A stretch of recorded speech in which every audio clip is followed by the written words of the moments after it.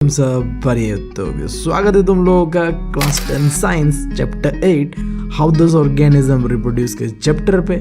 और यार तुम लोगों को तो पता ही हमारे पढ़ने का तरीका क्या है, हमें स्मार्ट वर्क करना ज्यादा पसंद है रादर देन हार्ड वर्क। तो आओ करते इस चैप्टर को डिकोड ऐसे जैसे हम और लियोनार्डो दा विंची के परप होते।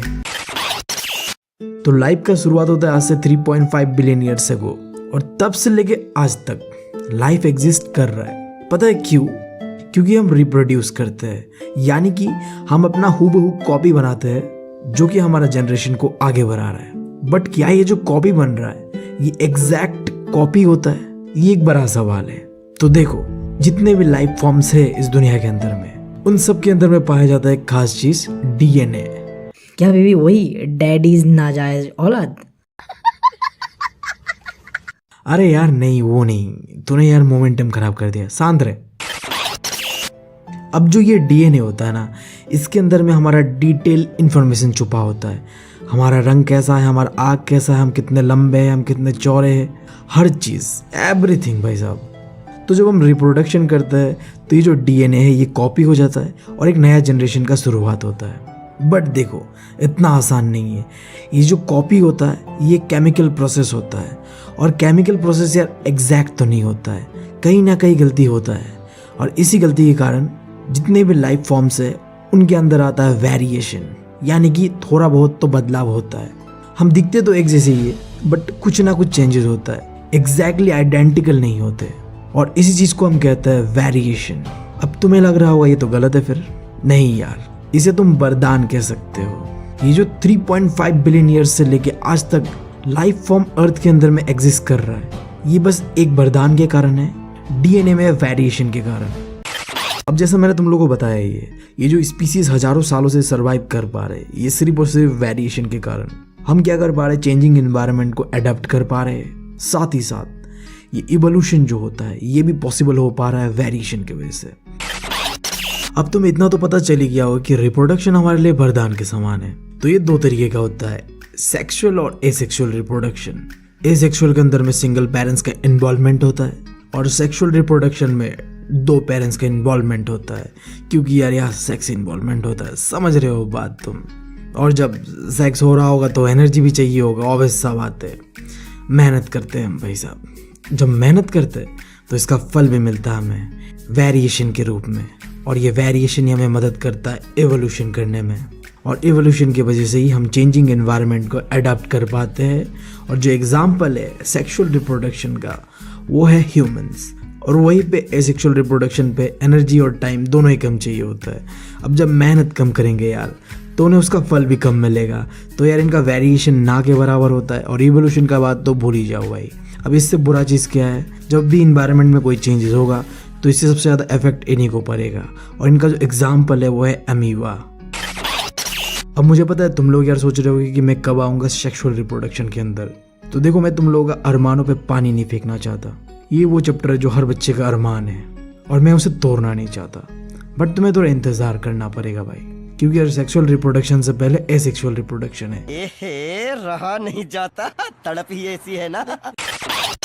तो आओ देखते हैं एसेक्सुअल रिप्रोडक्शन कितने तरीके का होता है। बट एक मिनट रुक जाओ। एसेक्सुअल रिप्रोडक्शन नाम से समझ आ रहा है, ए मतलब खुद से प्रोड्यूस करते हैं। अच्छा बीबी, तुम्हारे कहने का क्या मतलब है? ये लोग आत्मनिर्भर होते हैं। अच्छा हम समझ गए। बड़ा हरामी हो बेटा। तो जो पहला होता है वो है फ्यूजन, जो कि दो तरीके का होता है, बाइनरी फ्यूजन और मल्टीपल फ्यूजन। बाइनरी फ्यूजन में सेल से रिप्रोड्यूस होकर दो टुकड़ों में बढ़ता है, और वही मल्टीपल फ्यूजन्स में रिप्रोडक्शन होने के बाद यार चित्तर बित्तर हो जाता है, इतने टुकड़े की तुम गिन नहीं पाओगे। और जो एग्जाम्पल है अमीबा, लिस्मेनिया एंड प्लाज्मोडियम। नाम थोड़ा डिफिकल्ट है बट तुम्हें याद करना ही पड़ेगा क्योंकि ऑप्शन है नहीं। इसके बाद यार फ्रेगमेंटेशन। यहाँ यार क्या होता है, ऑर्गेनिज्म टूटता है छोटे छोटे हिस्सों में, फिर ये जो छोटे छोटे हिस्से हैं ये एक नया ऑर्गेनिजम्स का रूप लेता है, और इसका जो एग्जाम्पल है वो है स्पाइरोगायरा। इसके बाद यार रीजनरेशन। देखो, कुछ ऑर्गेनिज्म इतने अनोखे होते हैं कि यार उनका अगर कोई हिस्सा टूट जाए ना उनसे, तो वो जो हिस्सा है वो एक नया ऑर्गेनिज्म ही बन जाता है। जैसे यार तुमने वेनम देखा है ना, वहाँ क्या होता है, वेनम का कोई हिस्सा टूट गया फिर उसी से एक अलग ही कुछ बन जाएगा। बट एग्जाम में यार वेनम लिख के मत आना, तुम लिखना यार प्लेनेरिया एंड हाइड्रा। ये दो ऐसे ऑर्गेनिजम्स है, इनका यार कोई हिस्सा टूट गया ना तो उसी से एक नया ऑर्गेनिज्म जन्म लेगा। फिर इसके बाद है यार बर्डिंग। यहाँ क्या होता है, ऑर्गेनिजम्स के अंदर में एक बर्ड डेवलप होता है। अब मतलब बर्ड यार समझ लो यार थोड़ा कुंडी सा निकलेगा सर के बाहर से, जैसे यार टॉम एंड जेरी में होता है ना यार, सर के ऊपर से निकलता है, ऐसा ही कुछ। और यार समय के साथ ये जो बर्ड होता है ये मैच्योर होता है। मैच्योर होने के बाद ये टूट के एक नया ऑर्गेनिज्म बन जाता है, और जो इसका एग्जाम्पल है वो है हाइड्रा और यीस्ट। उसके बाद है यार स्पोर फॉर्मेशन, जो कि एक खास तरह के फंगी में देखा जाता है, जिसे हम कहते हैं राइजोबस, जो कि दिखने में कुछ ऐसा होता है। अब तुम अगर देख पा रहे हो ध्यान से, इसके ऊपर में एक स्ट्रक्चर बना हुआ है गोल गोल सा, जिसे हम कहते हैं स्पोरेंजिया। अब इस स्पोरेंजिया के अंदर में पाया जाता है बहुत ही छोटा छोटा स्पोर, हजारों के क्वांटिटी पे। तो जब भी इन स्पोर्स को मिलता है एक सूटेबल कंडीशन, तो ये स्पोरेंजिया से अलग हो जाता है और एक नया राइजोबस फॉर्म करता है, और इसी को कहते हैं हम स्पोर फॉर्मेशन। अब आखिरी बचा हुआ है एसेक्सुअल रिप्रोडक्शन का टाइप, जो कि है वेजिटेटिव प्रोपगेशन। अब तुम मुझे बताओ, आज तक तुमने प्लांट को कैसे ग्रो होते हुए देखा है? उसके सीड से ना, यही होता ना नॉर्मल प्रोसेस। बट क्या हो अगर मैं तुम्हें कहूँ इसके अलावा भी कई सारे प्रोसेसेस है, और इन सारे प्रोसेस को कंबाइन करके हम कहते हैं वेजिटेटिव प्रोपगेशन, जो कि यार दो तरीके का होता है, नेचुरल और आर्टिफिशियल। नेचुरल में हम जैसे कि रूट से स्वीट पोटैटो उगाते हैं, स्टीम से पोटैटो उगाते हैं, और सबसे शॉकिंग बात तो ये है कि हम लीफ से भी उगाते हैं। एक खास तरह का प्लांट होता है जिसे हम कहते हैं ब्रायोफिलम। नाम बहुत ही अजीब है, ब्रायोफिलम। इसके बाद है यार आर्टिफिशियल तरीका, जिसके अंदर पहला है कटिंग। अब यार तुमने रोज देखा होगा, जिसका इस्तेमाल हम कहाँ करते हैं, वैलेंटाइंस डे को आई गेस। हाँ, बट ये चीज़ मैं तुम्हें क्यों बता रहा हूँ, मैं तो सिंगल हूँ। हाँ, मैं तो सिंगल हूँ, मेरे मम्मी पापा मुझे सिंगल पैदा किए। हाँ, मैं अपने मम्मी पापा के साथ खुश तो हूँ, बट यार मुझे सिंगल नहीं रहना। बात समझ रहे हो? चलो यार बकचोदी बहुत होगी, आगे बढ़ते हैं। तो ये जो मेथड है कटिंग, इसके अंदर में हम क्या करते हैं, प्लांट का कोई हिस्सा को हम काटते हैं। जैसे कि मान लो रोज, जिसका डाली को मैंने काट दिया, और फिर मैं अगर इसे ऐसे ही गाड़ के रख दूँ ना ज़मीन पे, तो ये एक नया प्लांट पे ग्रो होगा। तो इसी को कहते हैं कटिंग। फिर है ग्राफ्टिंग।